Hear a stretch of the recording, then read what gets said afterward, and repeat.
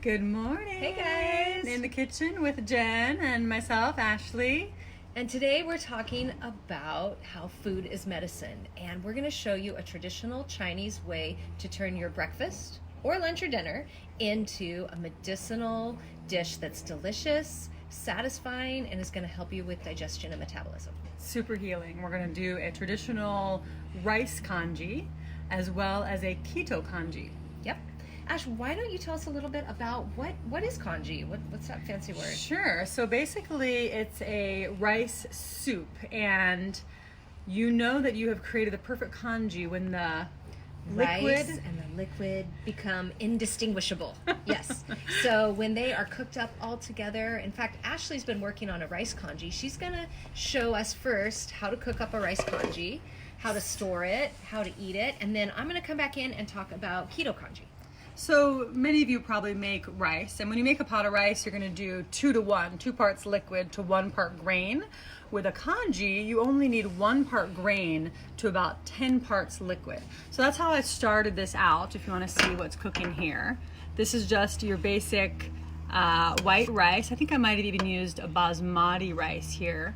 And I did some bone broth in here. I have some celery, some garlic, shiitake mushroom, bok choy, pink Himalayan sea salt, all stirred in there.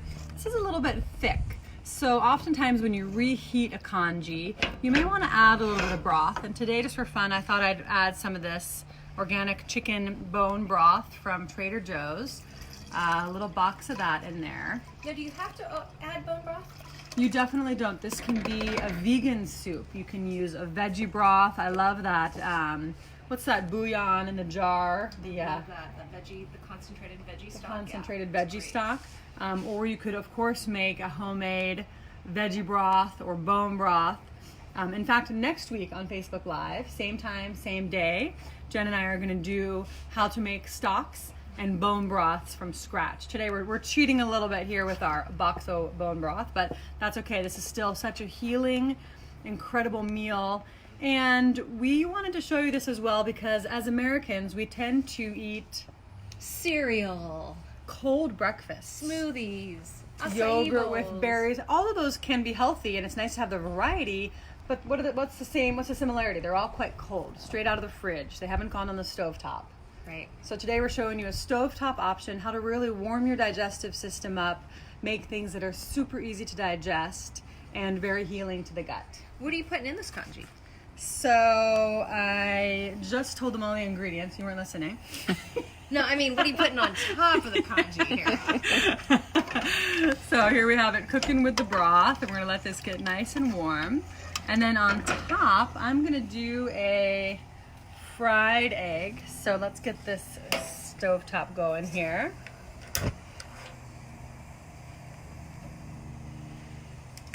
I'm going to use a little bit of, you could use butter, olive oil. I'm going to use a little bit of avocado oil here. And I thought this would be a fun one for breakfast because a lot of people like to do eggs for breakfast. So let's get our oil warmed up there. And we're going to fry an egg in there. What else, Jen, about the cold breakfast that we tend to love? Well, part of the problem with having a cold breakfast, especially in the winter, is it's almost like when somebody pounces on you to wake you out of bed, or if you could think of it like a classic car where you have to turn it on and let it warm up in the driveway. That's how we want to treat our digestion. If we hit it in the morning with a cup of coffee and then a smoothie, and then we race to work or school and we're super busy all day, it's almost too shocking to the system. It makes our digestive system, which in Chinese medicine is mostly the spleen and stomach, have to work really, really hard. And not really, really hard in a good way, but in a bad way. That's gonna end up causing things to almost backfire. Like when somebody jumps on you to wake you up, you're super grumpy. Right. Or when you don't warm up your classic car, it kind of backfires or it might stall out. It's the same and thing you might with have digestion. energy at first, but then maybe that's why we're feeling really tired after lunch. Yeah. Or even mid-morning, you have that kind of mid-morning drop because we did too much sugar, which is that the yogurt, the fruit, The cereal. the oatmeals. Well, and one of the things I notice, like with my kids, if I give them a high carbohydrate sugar breakfast, I literally have barely cleaned up the kitchen before they're telling me they're starving again. And I noticed that too about oatmeal. Oatmeal is also a type of porridge or congee, but it's traditionally done in the West. Oats are great medicinally to moisten the lungs. So if you're somebody who has a dry, hacky cough, a dry, scratchy throat, if you always feel like you just like can't drink enough, you're too thirsty, then oats are a great remedy for you. Traditionally in the West, Westerners are too damp. We eat too much of the dampening foods, the dairy, the cheeses, the yogurts, the butter, ice cream, all of that. So what we're doing is if we turn that porridge daily into an oat porridge, it causes problems down the road where we start to have that phlegm, where you wake up and you're like, why am I waking up and I have like a runny nose, or I'm stuffy, or I'm coughing? Right, are you blowing your nose every morning? Are you feeling like kind of groggy? Your legs feel heavy, maybe more bloated around the middle? So while it's unusual in a lot of our Western minds to think about starting the morning off with grains and veggies and meat, it's really common all over the world. And what I would recommend is giving it 5 days in a row. Just try it 5 to 7 days in a row. Try different combinations. You can put whatever you want in the congee. You can actually also use different grains too in the congee. You don't have to use rice. You could use white rice, brown rice, quinoa, millet. You can use Job's tears, which Ashley's going to talk to us about here in a moment, to spice up the flavor, change it. And each of those grains, according to Chinese medicine, have a different medicinal property to them. This looks good, Ash. All right, shall we plate it up, Tim? Yeah. Let's see. So we have our congee here. It's got nice and soupy. I'm almost feeling it's indistinguishable between the liquid and the grain. So let's get a nice, generous serving there. I'm gonna go ahead and put our fried egg right on top of that. Yum. And then let's get some good healthy fats in there. Let's do some avocado in there, half an avocado.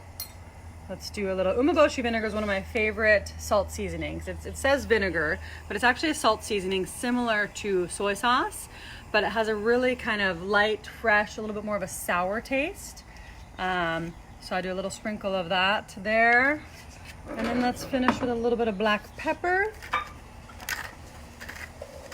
And there you have it. That would be a delicious breakfast. That looks so good. So you just mentioned the Job's tears, Jen. Let me jump into that for a second. So Job's tears in Chinese medicine, they're called yi ren. They're used in a lot of Chinese formulas to help drain excess dampness from the system. And they're actually a delicious grain that we don't use enough in the US, or probably in many Western civilizations. But it can be used to make a delicious grain dish, just similar to what you'd use rice for. And you can make a soup. You can make a congee with yi ren, Job's tears, or you can make any kind of grain dish as you would with rice.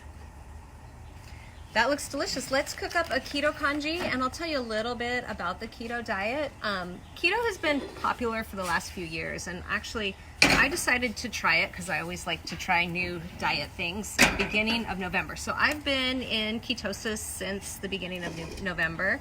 I've done a 60-hour keto fast. And then I also just really stick to a keto diet, which basically means that you are keeping your carbohydrates really low and your fat content really high. So 60 to 70% of my diet is from healthy fats, from coconut, avocado. I use sometimes, I use cream and cheeses and things that before, when I was on another diet, I would avoid because I felt like those are bad. I would start to feel that dampness. I'd feel the phlegm in my face and mucus. I'd wake up feeling groggy. So when it came to a congee, which I really love to eat in the winter, and we do on the Soup Reset Cleanse, I had to kind of challenge myself. I was like, okay, well, how are we going to make congee keto friendly? So one of the mainstays as a carbohydrate substitute in a keto diet is riced cauliflower. So what I did was I switched out the rice for actually cauliflower. They call it rice cauliflower because it's about the same size, and that's what's cooking here on the stove. So in this congee here, you can see, this is rice cauliflower, it's beef broth, celery, ginger, and garlic. Now, in Chinese medicine, ginger is known as shengjiang, and it's really good for warming the body, boosting up the intestines, helps with the immune system. Garlic is another great antiviral, immune boosting, anti-parasitic medicine as food goes. The beef broth I chose to use in this. Sometimes I use veggie chicken. You can do whatever you want, really. You can add different herbs and spices, but I thought I was going to keep this pretty basic. It's been quite chilly here lately. It had like more of a winter's edge than it normally doesn't, so I like to use the ginger and the beef broth in there. It feels kind of more warming and a little more hearty for winter. Yeah, which is great for me because it I don't know, it warms me up. And then Yeah. I tend to feel cold in San Diego, which I'm sure if you're watching this and you're not in San Diego, you're laughing at us right now because it's beautiful and sunny. But there's something about that marine air that makes things really like bone chilling cold. And so we want to eat foods that go deep into the bones to help warm you up. So that's things like garlic, ginger, cinnamon's another great one to help get things going as well. So what you do is you make your base of congee. Now you can make this in bulk and you can store it, if it doesn't have meat in it, for about 5 days in your refrigerator. And then what you can do is you can switch out your toppings or you can make them ahead of time too. So what I have here I'm working on is super simple. It's onion, it's celery. I'm gonna add some spinach to mine. This is great, high in iron, good yummy greens. It all smells delicious. So I'm going to add some of the spinach in here. Now, one secret, like Ash was mentioning with this umeboshi vinegar, is when you're cooking greens, to put a little umeboshi vinegar in your greens, and they turn out amazingly delicious. Now, this stuff is really salty, so you know, a little really goes a long way. It has this beautiful rosy red color, and that comes from the umeboshi plum. Umeboshi plums are traditionally used to help soothe digestion.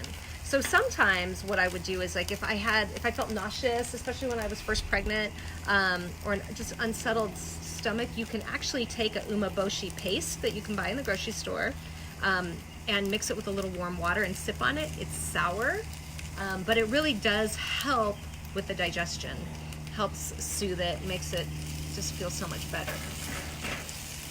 Yeah, it's great for relieving nausea. So the other thing I'm going to add into my keto congee is some meat. So this here is just some organic, free-range grilled chicken cooked ahead of time. You can do it two ways. If you want, you can add it to your congee here. Little bits of pieces. Like if you go to China, when I went to China, you would see little tiny bits of pork or chicken in the congee. But not everybody in my house eats meat, so I tend to leave it out of the congee. And then I'll add it to the toppings here. Just a couple pieces of chicken here. Oh, I wish you guys could smell that. It smells delicious. So yummy. Now, if you're cooking this ahead of time and you're using the spinach in bulk, I would recommend staying very light on your first few cooks of it, because once it wilts and then you reheat it twice or 3 times, it doesn't taste all that good. But one way to really freshen it up is to add lemon to it. So let's get this plated up here. You can choose to make it as dry as you want. See how this looks pretty dry in the bowl? Or more liquid. Now the liquid is the bone broth, and bone broth is so nourishing for your whole body. If you've never tried it, I highly recommend it. We're gonna be, like Ashley said, we're gonna show you how to make bone broth from scratch next week on our Facebook Live, which is so beneficial for your body. Buying it in these little containers is quick and easy. It's a quick and dirty method, but I'll tell you, it really does lack the depth and the flavor of making it homemade from scratch. You can make it on your stove, or you can cook it in a crock pot, and you can cook it for a couple days. In fact, Xander, who we are going to be reaching out to, who makes his own broth out of elk bones, is going to give us some special tips that we want to pass on to you about how you roast the bones, how you use vinegar to extract the marrow in the bones, because that's what you really want, is that nourishing marrow and all of the yumminess that our bones store. Our bones are so powerfully healing for us. We just have to figure out the right way to get all the goodness out of them. And there's a healing, there's a phrase that naturopaths use, like cures like. So if you're having any osteoporosis or any diseases where you're showing true deficiency, then that bone broth really heals really heals your bones and heals you at a deep down level. So one of my little tricks to getting more omega-3s in my diet is this little seed combination here. This is flaxseed, sesame seed, and hemp seeds. These are powerful omega-3s. A lot of times when we think about getting omegas, they're omega-6s. Omega-6s are easy to come by, but really what we need are the omega-3s. Put some of those on the other congee too, Jen. Absolutely. Sprinkle a little of those around. Salt and pepper. Now, pepper in Chinese medicine, Ashley, tell us about pepper. Pepper biba is very warming, very balancing. We use it a lot, even in like the golden milk with the turmeric. You know, the what's it called? Golden milk with turmeric. You use biba to really help balance that. Sweet really helps you process and helps break apart the damp phlegm.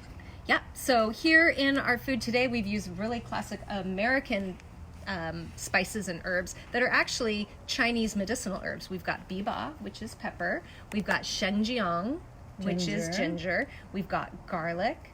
We've got onions. Onions help keep you strong and healthy in the winter months, mixed with our indistinguishable rice and keto congee. And fried egg. So now if you were having a congee for breakfast in China, you may not find a fried egg. You may find a 100-year-old egg. Oh my gosh, those are so my good. husband Kevin works downtown by kind of Chinatown. Convoy Street. And he does not like to go to any of the places. The ramen places all have 100. He does not like those 100-year-old eggs. They're really good. But they're so good. And are they actually 100-year-old? Well, I don't want to give away any secrets, but supposedly they're pickled in they're pickled in horse urine, supposedly. That was traditionally how they were done, but not anymore. And sometimes they're even buried underground, right? That's what I remember. Probably, yeah. Yeah, so eggs are also so good. So we have our healthy fats in here. We've got our avocado, we've got our egg, we've got chicken, we've got our bone broth. Don't be afraid to use healthy fats. In fact, you can move away from thinking about the traditional Western breakfast, which is smoothies, acai bowls, yogurt parfaits, cold cereal. Those are all high in carbohydrates, high in sugar. They are going to make you feel like you've got a bit of energy to bump you out the door, but I guarantee around 10:30, 11 o'clock, you're going to crash and you're going to be starving. Then what happens? Your body starts wanting more sugar, more carbohydrates. So you just keep in this cycle. And by the end of the day, you're like, what did I just ate junk all day long. Why is that? Starting off with a really nourishing bowl of congee will set you up for success. And in fact, I guarantee if you try it for about 5 to 7 days, you're going to start noticing that you're not as hungry. You have sustained mental focus and energy. Your metabolism's going to feel really good. You're not going to get those weird tummy gurgles in your 10 a.m. work meeting, all of that kind of stuff. Be a fun test. Test it out. One day have your cold cereal, whatever cereal you like. Maybe it's Lucky Charms or Captain Crunch, or maybe something a little healthier, maybe some granola. Or try a traditional Chinese rice congee with bok choy or shiitake. Or if you're kind of a little nervous about that, what if you did a really American congee? Do a fried egg and some bacon on top. But do it on top of the rice soup and see how you feel. Well, you know, the keto lovers would love that because they would love to have the rice congee with the fried egg, the avocado, some bacon. Good protein, some good fats. Yeah. Yeah. Yeah. It'd be really good. Well, Ooh, we are going to sit down and enjoy some of this. Please come let us on know if you over. have any questions, if you have any suggestions or ideas. We'd love to hear from you. Beautiful camera lady Sarah. Sarah, would you like to join us for some congee today? I would love to. All right. We might even have a taste test. Which one do we like better? I'm going to taste this Don't, one right now. don't be afraid with the congee to mix it up. Like you can make a sweet congee. One of my favorite ways to do that is to chop up some apples, grill, saute them in a little bit of butter or ghee with cinnamon. Yeah. Put that on top of the rice grains or the cauliflower grains. That's another really yummy way. You can use berries. That would be a really good way banana. to ease kids into it too. Maybe I'm Totally. feeling my kids might be more into like a sweet kind of congee with some sauteed apples or even bananas. In fact, this morning I made my kids an oatmeal congee, and what I did was I put a scoop of sunflower bottom at the bottom of the bowl, the oats on top, and then they had berries on top of that and a little bit of almond milk and cinnamon. And they were good to go. They were good to eat it. And it was kind of warmer. Super warm Yeah. and delicious. Yeah, it was a great way to start the day. So please let us know if you have any questions, suggestions, ideas. We're always here for you. And we'll see you next Monday when we talk about how to make bone broth.